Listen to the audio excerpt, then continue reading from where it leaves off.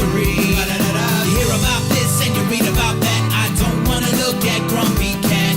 This is how to watch TV. What's that I hear? You hear the Lost finale. It's not your fault that you can't see what we see. This is how to watch TV. On Comeuppance Network. This is how to watch TV. On Comeuppance Network.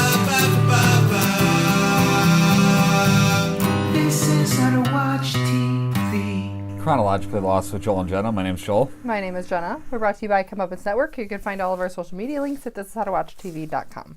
Oh, also new sponsor. Check out Modern Physics. They're those bath bomb things, but they're like homemade.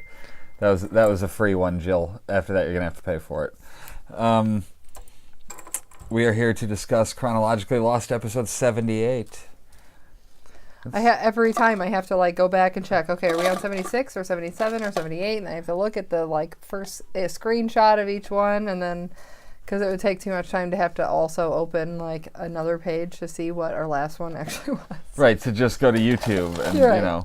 Subscribe on YouTube. By the way, obviously you're probably watching it on there. So yeah, we're back for the 78th time, and there's only 25 something like that episodes left, because if there's there's 101. Yeah, so 23 episodes. I thought there were 130. That's what I kept thinking. There were 121 episodes of actual Lost. Okay, I feel like we've had this conversation several times. We I have. just keep forgetting. Right. So yeah, this one covers December 29th through 30th, 2004, days 99 to 100 on the island. Even though we're, finally leaving the island a little bit, with the freighters. I mean, just barely. Just leaving. Just out in the water. Yeah, just a little bit over. So at day 99, Locke wakes up to the sound of Horace chopping a tree down. Now, it seems to keep looping, right in front of his eyes. Did you notice that? The way that Horace would start over? He would just start the same conversation. Hi, I'm Horace. Oh. And then the tree would be back up that he just cut down and pushed over. And Locke was like, what? And he saw the tree as it cut to him. Well, because I think it was just supposed to be that he was dreaming. So it was supposed to be obvious to us that he was dreaming. Okay. Because, there were things about Horace that were weird. Because if he was actually seeing that, the tree wouldn't keep coming back up. Well, I mean, on the island, you feel like maybe something like that could deceive you visually. I guess. And I think they were trying to make it out like he was dreaming. Okay. His hair was shorter than I remember, Horace's. He had much longer hippie hair back in the day. Well, to be fair, though, I guess he was probably acting on a different show that didn't have as long of hair. This was his first appearance as Horace. Ever? Yeah, on the show.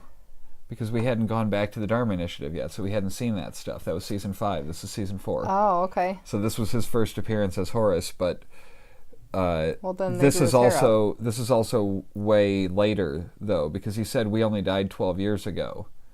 And if they died 12 years ago, that's from 2004. We're talking 92 for the Purge. So in the early 90s, he could have had shorter hair than he would have had in 77. Right. Well, Horace didn't die with the Purge. Yeah, he did. Well, you said they died in the 90s. So you said 12 years ago. Yeah. Oh, I'm sorry. So you're saying in the dream he was only 12 years away from the Purge?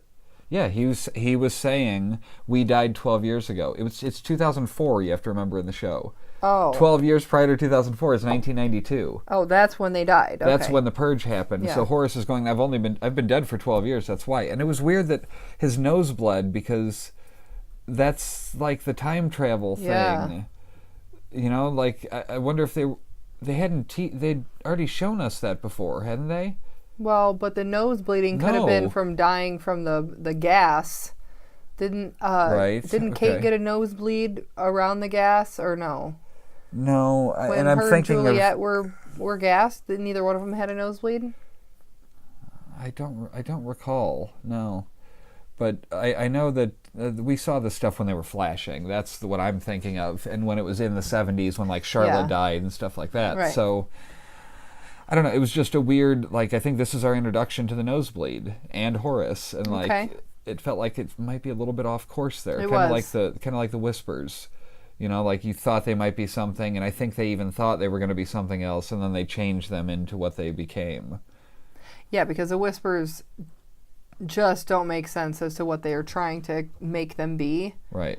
Like, they can't be people that are dead but haven't moved on and the others. I mean, because that's in that one scene recently that it was obviously the others. Right. But they were, like, supposed to be both. Uh-huh. So, let's see. So he says we've been waiting for you for a really long time. So do you think that they had heard about John Locke? From Richard Alpert? It's got to be it. But the Dharma Initiative and Alpert weren't close. It's not like they would have been just chatting over coffee and talking about it. You know what I mean? So I don't quite get why they would have been waiting for Locke. If you're saying in his dream that when Horace said that, that's totally Locke's mind playing tricks on him. I mean, but it gives factual information, like I've been dead for 12 years and I was building this cabin, and here go. But he also wants them to be waiting for him, so he's combining information. I don't know. The island is giving him information, and then he's putting his own information. Like when he wakes up and Ben says, "I used to have dreams." So that is the island, whatever entity we want to call that, whether it's Jacob, Man in Black, or just the island as a whole. Like it has a will. You know, and it wants to guide you and have purpose and protect it. Maybe it's self-preservation. I never really thought of it like that. That or the island's trying to protect itself. I mean, it could just be Man in Black playing with Locke the whole time because he's trying to get him to the cabin. Yeah. Yeah. Okay. So he says Godspeed, which is weird because his last name is Goodspeed. Horace's? Oh my God. Horace Goodspeed, and he's like, "Godspeed, John." Just okay, and this was before we knew his last name, so again, just kind of weird. So Hurley asks why he's here, and Locke tells him that it's because he can see the cabin, and he thinks that we can. He's like, we can all see it because we're the craziest on the island, and I guess I could see where he's coming from on that. Ben and Locke and Hurley are. You know, Locke came up with the stuff with the hatch, and, you know, he seems crazy. Yeah. He killed Naomi. Like, he seems like he's lost his shit. And Ben, I mean, enough said. It's Ben. Locke says he doesn't remember where the cabin is, but they're going to make a pit stop first. Clever choice of words there. Oh, yeah. They're stopping at a pit. And Locke asks if Hurley ever wondered what happened to the Dharma Initiative. And I like that he mentioned the ranch dressing.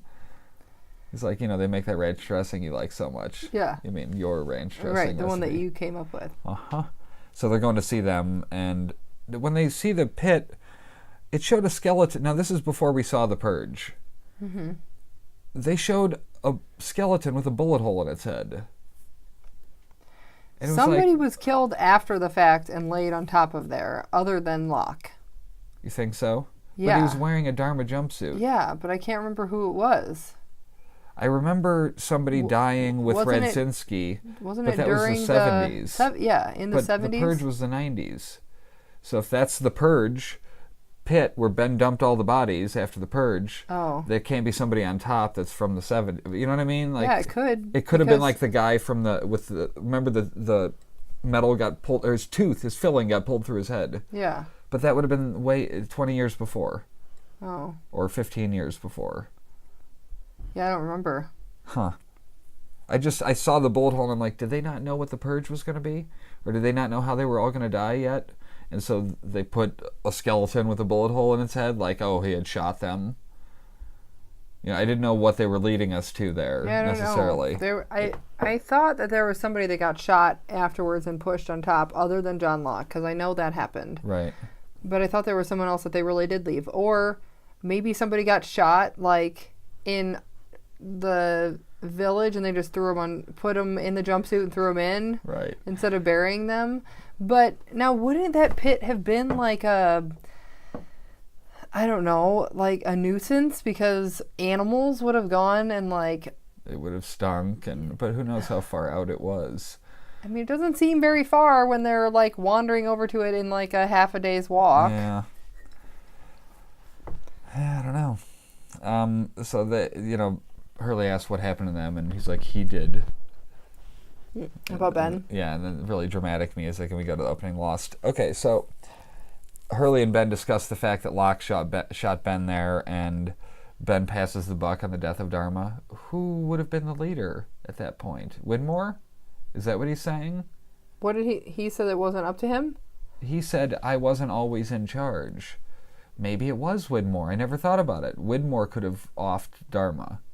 Like, called for the purge. No way. Ben called for the purge. He was just saying that he took over at that time. He wasn't always in charge, But like he said before I wasn't. that. He said I didn't make that call. Like, I didn't. Well, it wasn't choose to Richard kill them all. Alpert. No shit. Oh wait, no, we had this conversation before. Widmore called for the purge, and that's why he got banned from the island. Okay, well there you go. See, that makes sense. Why are we forgetting these things? Are we Because that it's old? episode 77, and that's a lot of stuff. We can't remember everything. I mean, I do eventually. It comes back to me. So anyway, just as Locke finds Horace's body, he says, "Oh no." I think they were teasing us there again because he goes, "I wasn't always the leader," and then Locke pulls a body over and sees Horace. So Yeah. I thought they were pointing to Horace being the leader, but that wasn't the case. He was just the guy that was in charge of Dharma. Right. But he was a mathematician? I don't remember Horace being particularly mathematical. His jumpsuit said mathematician. Was he a and it teacher? said he worked at the Arrow, which I don't know if those are just continuity errors or what, but it didn't seem right. I guess I'll have to check in the 70s again. I mean, mathematician would make sense for the Dharma Initiative because they're doing studies and their calculations of whatever. But he just seemed like a hippie. I mean, I guess he Yeah. had to be able to do something. It couldn't just be hippie. So Locke finds the plans to the cabin in his pocket. We go to the Kahana, and the crew has questions about what happened on the island. Kimi's telling Frank, let's go, we're going back. And the captain seems to think that maybe Kimi is suffering from the same thing as Regina, where she just kind of jumped off the boat, and he calls it a sickness. But he acts like it only happened after Kimi left. It didn't. It happened with Minkowski, and it happened with Faraday in a way. Faraday got reconnected. Yeah. It happened with Desmond. You think Kimi was... I don't think that Kimi was displaying those signs. No. It was just that he's a freaking asshole. Right. I genuinely love the way he doesn't react to what people say. It's that Ron Swanson thing where he says, every time you... God, I can't think of how he says it. But he's like, every time you remain silent in the face of somebody trying to goad you, your power increases. And, I feel like that's the way it is with Kimi there. He'll say a bunch of shit and he's just like, fix my gun. Yeah. And just, gives him the gun and, doesn't even... It's like he didn't say anything before that. It's great. Right. Great acting Yeah. in that part. It's a really cool role. What was he in before this, right when it came out? We had just watched something else with him in it. Was he in, Prison Break or... No, he wasn't in Prison Break. Was he in that, the show with... That cop show that we liked, The Shield? God, what was he? He was literally in something right when Lost came out, and we were like, "Oh my God, look at it's." He was in X-Men. He was in Legion. He was in Family Guy. He was in. Yeah, I don't see anything else that was right when he was coming out in Lost. The Dead Zone. Oh, it had to have been Big Mama's house too. Right, it was definitely Big Mama's house too. Butterfly Effect. Was that before? That's 2004. God, that movie is so good. That's fucking amazing. So good. I love that movie. I wish there were 30 movies like They that. did multiple ones, I know, but they were bad. They weren't as good. They weren't. I don't know. And then, did you ever see the original, the director's cut of what the ending was going to be?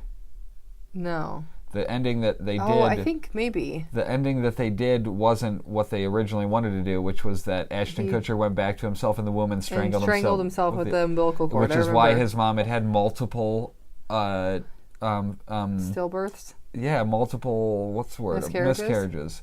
Because his previous kids did the same thing. That was the implication. It's fucking brilliant. Yeah. Every kid she had did that and had to suffer through that and went back and killed itself in the womb.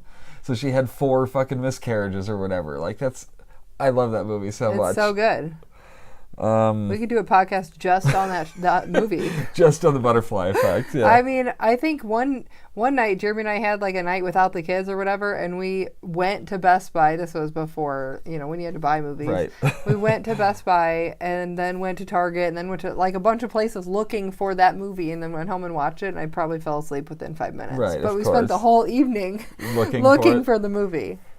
Huh. And the butterfly effect of the people not ordering it at the store that you went to first resulted in you not seeing the movie. Right, yeah. The wings flapping. Anyway, so Kimi wants the captain's key, takes it from him forcibly, opens the thing, and pulls out Protocol B. Or Secondary Protocol. And it's got the orchid symbol on it. Did you notice that? Now, I swear I put this shirt on before watching the episode today.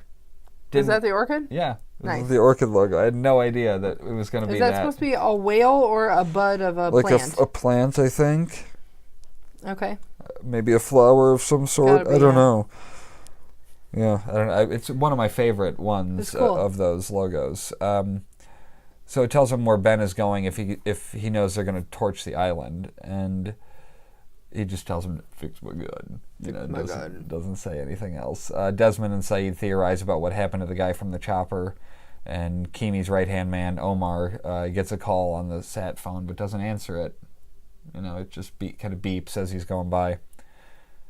So I'm trying to think, could that have been something else time-wise? Like, could that have been when Faraday was trying to call? That was when, yeah. From before, but then he sent the Morse code? Yes. Okay, so that's what that was. That was the time difference between on island and off island. Yes. Was that call was just then coming through and he was not answering it. That's fucking cool. But don't you think that should have been in the show? What? Well, I guess right now they're showing it to where days went by or a day went by before they even had that.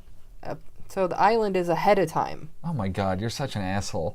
This is as far as I can go behind my back with my arm right now because of my frozen shoulder. Oh, so you're mad that you're literally like scratching your upper back with your fucking hand. Look, I can't even go that high with this hand. Oh. You're like then turning it also and going up 4 more inches. Or way like, up here? Yeah, that's retarded. You're such a I don't think I can do it with my right arm though. Look, I can't. Oh yeah, I can only get up with my right arm to the middle of my back and flip my hand over. What? Oh. How are you arm flexible like that? Anyway. I was just saying. Do you think that so the island's ahead? The island's ahead of schedule. Right. So they left it in this order so that instead of them calling and answering or hearing it ring right as it happened, then they're showing the fact that it happened later. Okay. Well, it all dictates that it happens later, because of the way it all plays out. But the captain seems to be trying to help Saeed and Desmond. Why? I don't know. They did this whole weird thing where the captain was villainized, and then he was totally great. Like, there's nothing wrong with the guy that I've seen so far. I haven't either. Saeed says hiding is pointless. He doesn't want to go down there. He wants to use the raft to ferry people back to the boat, and the captain agrees.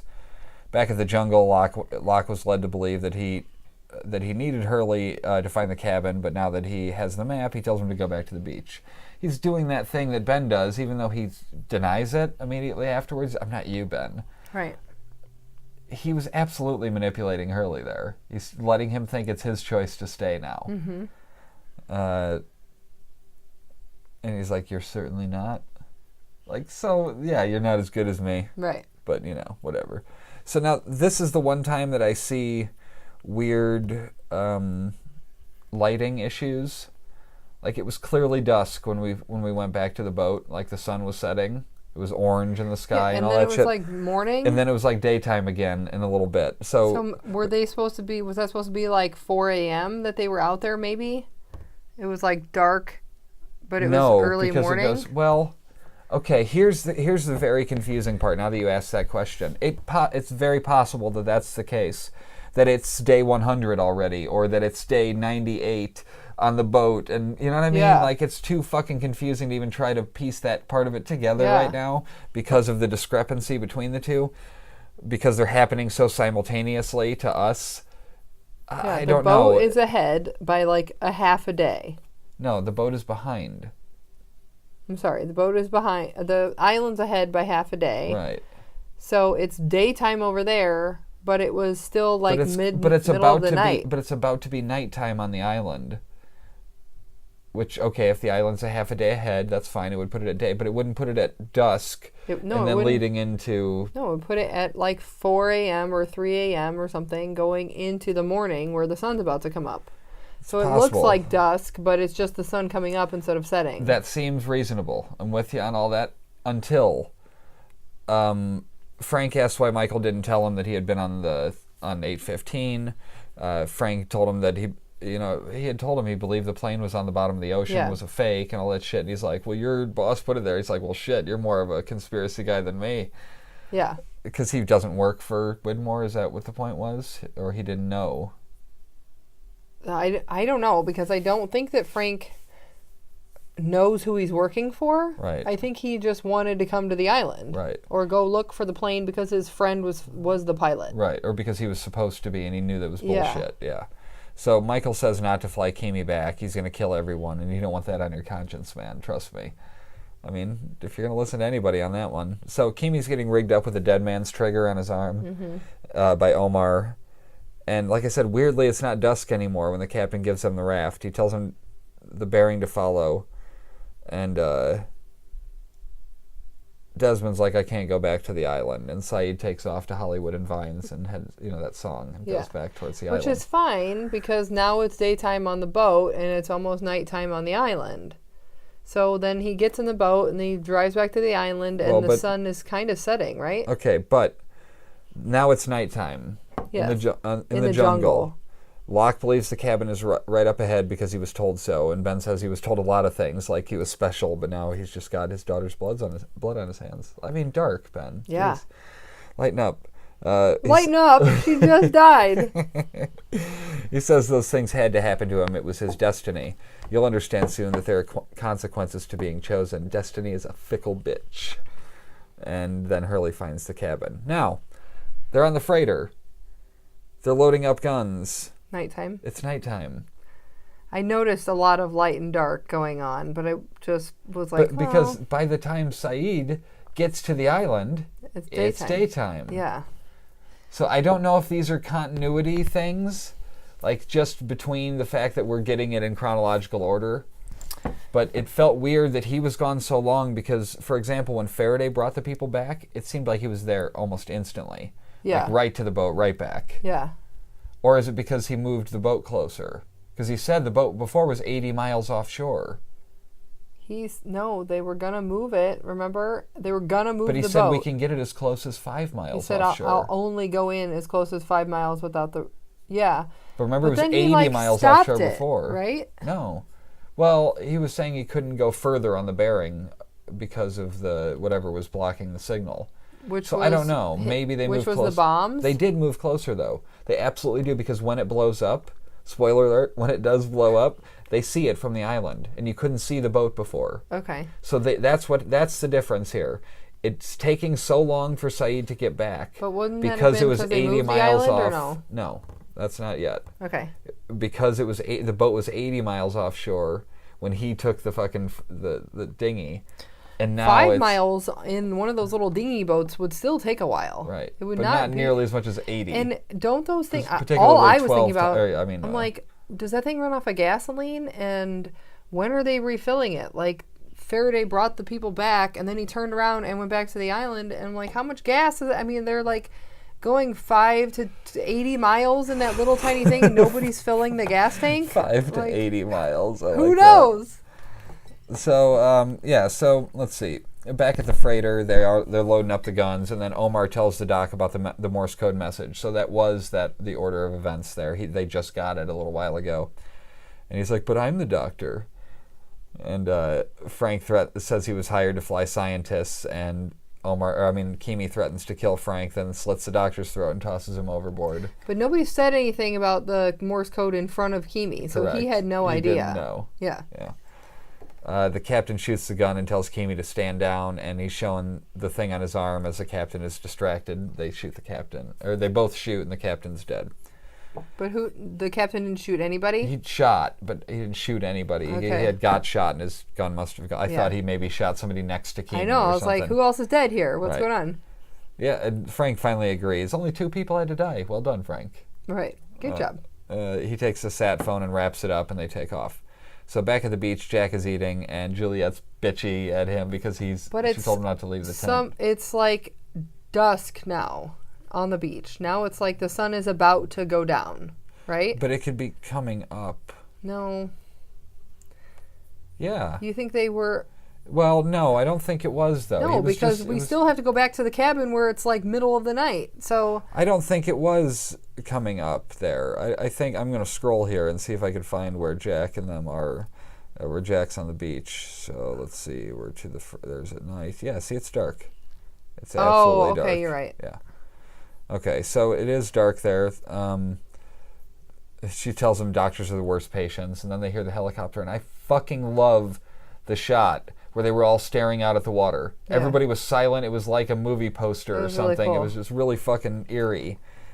And Frank tosses a pack with the phone in it, and Jack runs to it like an ruins somebody's tarp tent. Right. He broke the whole fucking tent. He thinks they want them to follow him.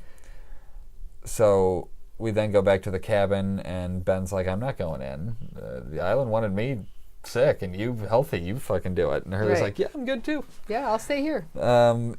So this is a pretty pivotal moment when the smoke monster speaks to Locke. Is this the first time?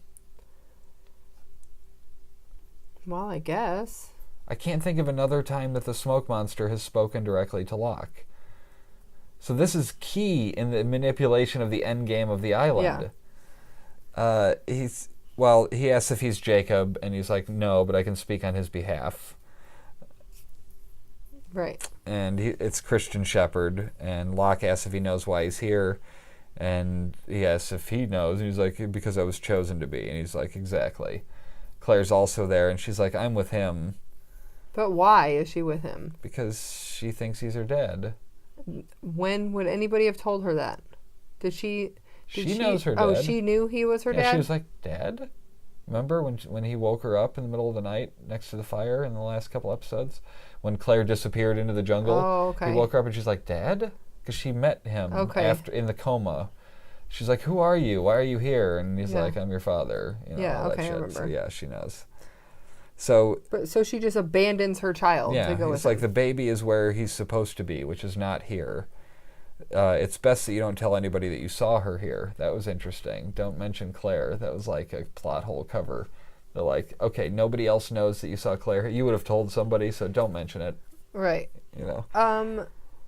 So, and I know that we've talked about this several times, but when the smoke monster takes over somebody's body, he has to also be able to recover their memories, or else he would not have known to go get Claire because that was his daughter. Right. So, I mean, it's one of those things that just has to happen. Otherwise, it doesn't make any sense. Right. No, you're right. Because as opposed to everything else. I mean, it all does actually sort of make sense. Yes, if you but apply logic to whatever. it. But whatever. So anyway, he asks him to ask the question that does matter because he's just asking a bunch of bullshit questions. And he says, how do I save the island? So I liked Ben and Hurley outside sharing the candy bar because it was like a subtle hint at number 1 and number 2, their eventual reign on the island as protectors of it. And Locke comes out and says he wants us to move the island. So back at the beach, Rose is being sort of annoying. I mean, God, she's so much less likable in this version. She really is. She's just constantly bitching. She's questioning why they dropped the pack, and Sun suggests calling the phone. Faraday goes on there and monitors the other phone, and we hear Kimi tell Frank to put it down so they can go to the Orchid. Juliet's pissed that Jack isn't sitting around recovering, and Jack's like, I gotta do this. I promised everybody I'd get him off the island.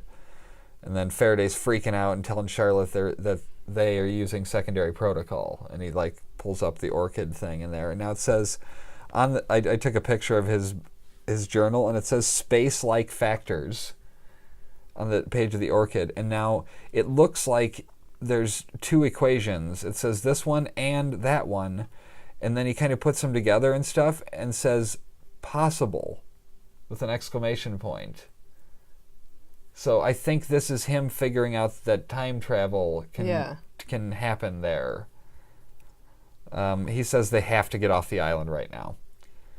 Now we go to day 100, and Jack and Kate are hiking towards the chopper signal.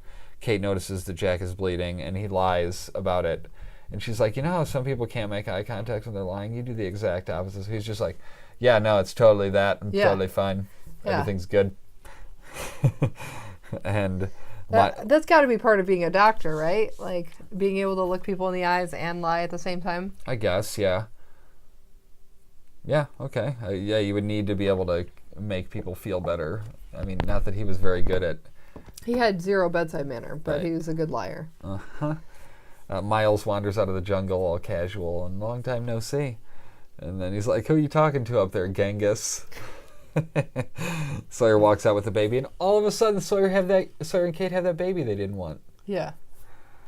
And, I mean, what a great family photo there. Oh, she took the baby. They ask where Claire is. He says they lost her. That's not the way to reply. Yeah, we lost her. Oh, like she's dead? Yeah, exactly. So she died? How? Right. Oh, no, she wandered out in the jungle. I mean, and nobody goes, you mother... What are you doing? Don't say it like that. No asshole says that. You don't just... So Sawyer warns them of the people who fucked up New Otherton, as he puts it. Which is why we all call it New Otherton. Right, and they did exactly like Locke said they would. Jack is not into the idea of hiding, as it didn't work out well for Sawyer, and keeps insisting that they need to get off the island, and Sawyer even mentions that it sounds like a broken record, which eventually the island becomes a skipping record very soon. But yeah, I mean, he is pretty fucking insistent on it, even as much as to ignore the island telling him that he shouldn't be trying to leave, you know, with the appendix and all that shit. He feels responsible for putting Saeed and Desmond on the chopper, and Jack wanders off by himself, and Sawyer's just like, oh, you don't get to die alone. Yeah. And follows him. Back at the beach, Saeed arrives in the raft, and he says he's taking 6 people with him this time, and they have to go now because the men on the helicopter are bad news. And Juliet tells Saeed that Jack and Kate just went running after it. So perfect. You know, he's not fucking... Right. He's not going back. En route to the Orchid, they're going there to move the island, and Ben says moving the island is unpredictable. Hurley's kind of badgering him, like, well, why do you just always do this? When you just kind of poke... He always acts as the audience. Yeah. Like, ask these questions that right. nobody else is asking. You've already done this if you had the option. Ben stops and moves some rocks and finds a box with some stuff in it, including a mirror and 15-year-old crackers that Hurley just starts tucking right into. Right. He's just like, oh. He's like, those are 15 years old, you know. Just fucking with them. He's like, well, they're still good. There's also a rope and some binoculars and some other crap that I didn't really get to see, but Ben is signaling somebody with the mirror using light, and you see a response. And Locke's kind of feeling out of the loop again. So, like, as soon as Ben conceded the throne of the island to him, you know, he's sort of still just doing all the secretive, I'm still one level above you, Locke shit. Been here a while. Yep. Back at the beach, Faraday will ferry people back and forth. We'll say he chases after Jack if he wants. And Kate and Miles show up with Aaron. Kate's like, oh, I can track him. And she gives Aaron to Sun and runs. Because, like, that's what Kate does. She just constantly must be on the move. Faraday and 4 red shirts, and Sun and Jin and Aaron go on a raft. And or red shirts. Yeah, and Jin says, I told you I'd get you off the island. I told you my red shirt thing recently, right? Yeah. Okay. Yeah. But Jin's like, I told you I'd get you off the island. A little soon to be doing it I told you so. Yeah. Just fucking, how about wait till you're home? How about let's get on another ship first? Right. Let's get off of this rubber. Yeah. We're on the ocean, and it's a rubber dinghy is basically what they're in. Why are you bragging? Yeah, let's okay. Technically, you got her off the island. He didn't.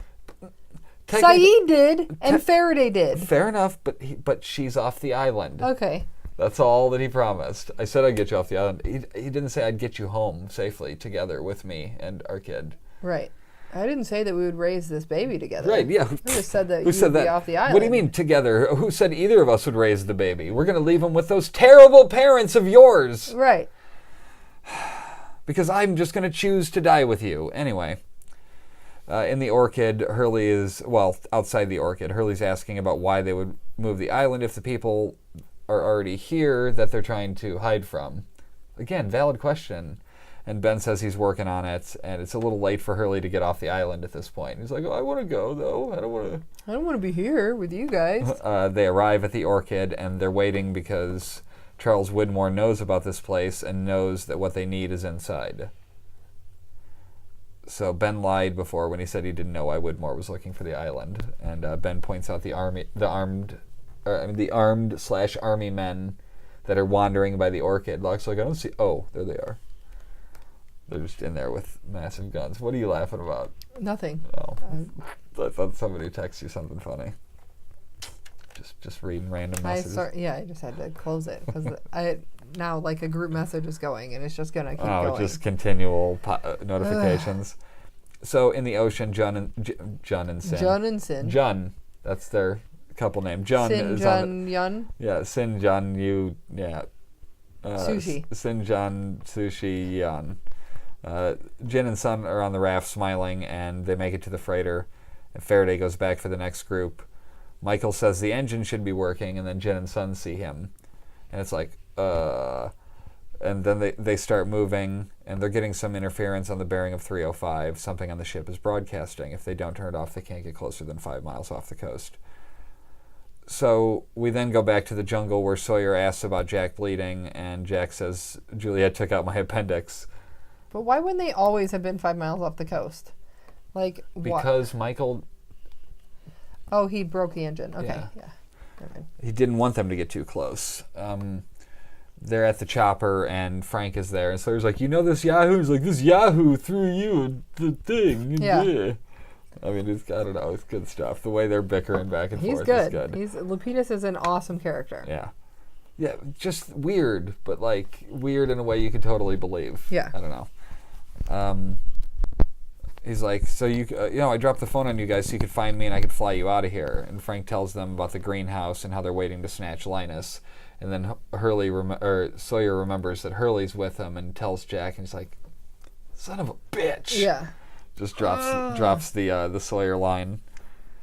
Not as good, but it was good. No, he was a good son of a bitch, but not nearly as Sawyer-y as the other ones. Son of a bitch! Yeah. On the freighter. Now, this is the part that was weird to me. Michael's just calmly standing there talking to Jen and Son, and they're like, just telling him how they got home. Oh, tell him what's going on with Walt. Tell me how Walt is. And what about the murdering 2 people thing? Right. We're fine with that? Did they not... But were they a part of that at all? Did they even know yes, Ana Lucia? And did they really care about Ana Lucia and what's her name? Or they kind of stayed their own... They didn't go into the hatch much, so... I mean, whatever happened with them... Don't whatever happened to me. Had nothing to do with them. I don't know. That's a reasonable question. Does anybody know if Jen and Son... They had to know that Michael killed... I understand, but think about I'm trying to think about the sequence of events there, because Saeed, Son, and Jen took off on the boat, on Desmond's boat. But those 3 have their own separate issues. The Michael trying to kiss Son. No, I know. And the fact that they went off on the raft. Friends. Michael they were all and friends. Jen were friends. Michael and Jen were best buddies on the raft and coming back, and so I think that at that point they were just shocked about the reconnection of seeing him again, and weren't really holding him accountable for whatever he did to get his son back. Okay. Well, okay, because none of them were on the dock when they saw Michael leave. Yeah. I don't know. Maybe they don't know about it, but that doesn't seem logical that they wouldn't have been there when they buried Ana Lucia and Libby. I don't recall Jack and all them going back to the camp and going, Michael shot Libby and Ana Lucia. It wasn't like the others. It was more like they did it? Yeah. Okay. Well, Michael denies working for Ben, and he says he's trying to make up for what he did. So if they know, he's outright saying, I'm trying to make up for what I did. So Desmond shouts for Michael. They run downstairs and find a room entirely full of fucking C4. And Jen sends Son and Aaron out, and that's the last they see each other. You guys wait on the top deck, so when it explodes from down here, you can just kind of jump. Yeah, just jump into the water, you'll be fine. So in the jungle, Kate is tracking, but finds someone else's fresh tracks and says they doubled back behind him. It's Richard Alpert. Haven't seen him in a long time. Right. And then the others all draw their weapons. They got them surrounded. So now we go to the Orchid, and Locke sees 2 of the men, but not the one who killed Alex. And Ben tells Locke how to get into the Orchid, but Locke doesn't know what anthuriums are. The plant, or the flower or whatever. And he says there's an elevator that will take him down to the real Orchid station. Ben is going to take care of the armed men. He's always got a plan. And then they dubbed in this music over it, where they were cutting between the couple scenes, and it was great, though. It was fucking awesome, awesomely placed. And then we cut to Sun and Aaron coming on deck, and she looks back at the door, knowing maybe I'll never see Jen again. Yeah. And then in the jungle, everyone is on the move. Alpert's group, Jack's group, or Jack and Sawyer, rather. Ben has his hands up to surrender at the Orchid, and Omar and Kimi find him. He says, "My name is Benjamin Linus. I believe you're looking for me." And then Kimi puts his gun to Ben's head and then pistol whips him. Yeah. And that ends the episode. So at this point, Richard Alpert is going to the Orchid to kill Kimi and all them, right? To get Ben back, and then I don't know that he's... Locke goes down and moves the island? I mean... I'm not sure what Alpert's goal is here.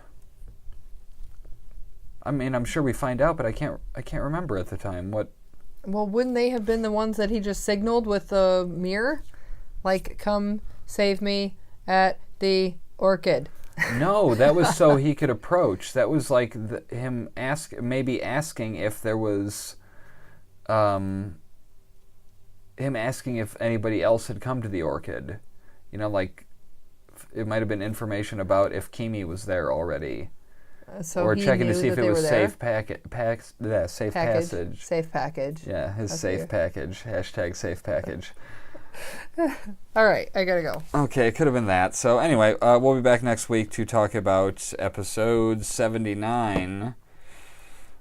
Subscribe on YouTube. Join the Facebook group. Just discuss TV. I love talking about television shows that have deep mythologies and stuff that you can take seriously and have legitimate discussions about. So join us on there. Follow me on Twitter at Comeuppance. I'm at Comeuppance all over the internet. .com, all that shit, Facebooks. And check out the other series, Lost to Time, that I do, where we explore abandoned buildings and do like a little history segment about them. I do a daily video blog. If you're at all interested in my life, by all means, you're welcome to watch it. Leave comments on the YouTube video. This is where all the interaction is going to happen. So if you have questions about the show, if there's something we said that was wrong or something we missed, tell us here. I'm happy to discuss it. You'll get a reply in minutes usually.